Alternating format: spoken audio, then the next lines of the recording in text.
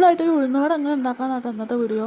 അപ്പോൾ 1.5 കപ്പ് ഉഴുന്ന്, അതിലേക്ക് ആവശ്യമായിട്ടുള്ള ഇഞ്ചി, പച്ചമുളക്, കരിവേപ്പില, സവാള, ഒരു 4 ടീസ്പൂൺ അരിപ്പൊടി, ഇതൊക്കെ എടുത്തിട്ടുള്ളത്.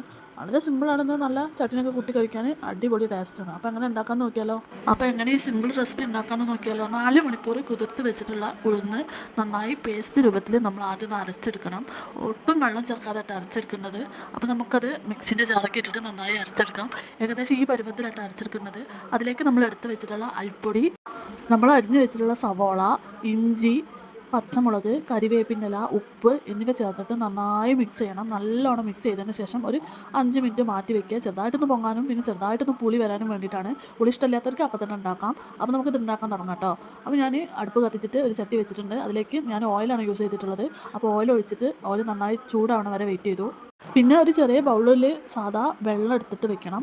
വെള്ളം ജസ്റ്റ് ഒന്ന് കയ്യിൽ ആക്കിയതിന് ശേഷം ഈ ഒരു മാവെടുത്താൽ കയ്യിലൊട്ടാതെ എണ്ണയ്ക്ക് നമുക്ക് ഇടാൻ കഴിയും. അപ്പോൾ ഞാൻ ചെറിയൊരു നനവോട് കൂടിയിട്ട് ഈ മാവെടുത്തിട്ട് അങ്ങനെ റൗണ്ടാക്കിയിട്ട് അതിൻ്റെ ഉള്ളിലൊരു ഹോൾസ് ഇട്ട് കൊടുക്കുകയാണ്. എന്നിട്ട് അത് നേരെ എണ്ണയിലോട്ട് ഇട്ട് കൊടുക്കുകയാണ്. ഈ വെള്ളം കയ്യിലാക്കിയാൽ പെട്ടെന്ന് നമുക്ക് എണ്ണയ്ക്ക് അത് വീണോളും. ഇല്ലെങ്കിൽ കയ്യിൽ ഇങ്ങനെ ഒട്ടിപ്പിടിക്കും. പിന്നെ നമ്മൾ ഉദ്ദേശിച്ചൊരു ഷേപ്പാണ് കിട്ടില്ല.